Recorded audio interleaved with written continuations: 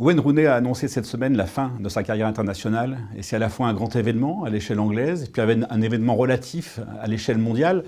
C'est important à l'échelle anglaise parce qu'il s'arrête après 119 sélections, après 53 buts, que ce chiffre de 53 buts est le nouveau record de la sélection d'Angleterre, 20 passes décisives au total. Ça arrive après 14 saisons internationales, parce qu'il a commencé à 17 ans en 2003. Et en même temps, à l'échelle internationale, ça ne représente pas grand-chose, parce qu'il aura été le dernier représentant finalement de la génération dorée, mais une génération un petit peu perdue quand même, parce que Gerrard, Owen, Lampard ne sont jamais allés plus loin que le quart de finale.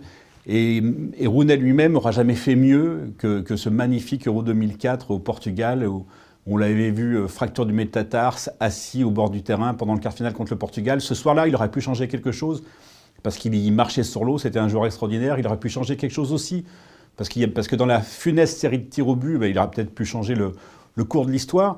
Mais il n'a jamais fait mieux, donc c'est une trace qui reste assez anglaise.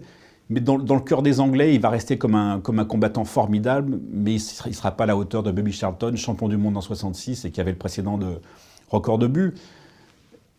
Il va rester quand même cette fantastique image de quelqu'un qui est capitaine et qui est un joueur d'équipe formidable. C'est l'attaquant dont tous les entraîneurs montraient les courses de replacement, était capable de jouer milieu, était capable de se dépouiller pour l'équipe à tout moment. Et ça, c'est vraiment quelque chose qui va rester de lui.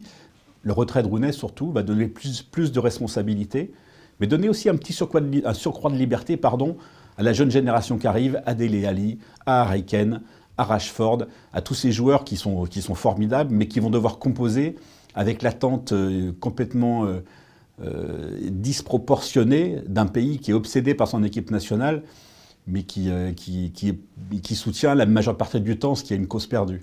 Il y a une autre raison cette semaine de s'intéresser à Wayne Rooney, c'est évidemment le but qu'il a marqué à l'Etihad Stadium avec Everton lundi soir en championnat. Il avait déjà marqué pour son retour à Goodison Park, là il remarque pour son retour à l'Etihad. Et évidemment, ce n'était pas innocent.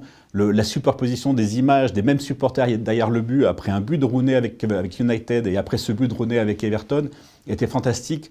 De même que son tweet disant que ça faisait toujours plaisir de revoir des visages connus. Voilà, il sait ce que c'est que la culture, et il a montré cette semaine que non seulement il connaît la culture anglaise, et qu'il sait ne pas dépasser les limites, mais qu'en plus qu'il savait à quel moment il fallait s'en aller. On va trouver que 31 ans c'est un peu jeune, mais si on est honnête, et si on se souvient de l'Euro 2016, Wayne Rooney était déjà trop vieux, son Euro 2016 a été terrible. Je suis content qu'il ne cherche pas à montrer plus que ce qu'il a montré. Je suis content qu'il reste à Everton, qu'il soit au cœur des batailles qui lui correspondent et pas dans l'anonymat du championnat chinois, enfin de l'anonymat européen du championnat chinois. Là, il est dans sa ville, dans son championnat, et c'est comme ça que la légende mérite de se terminer.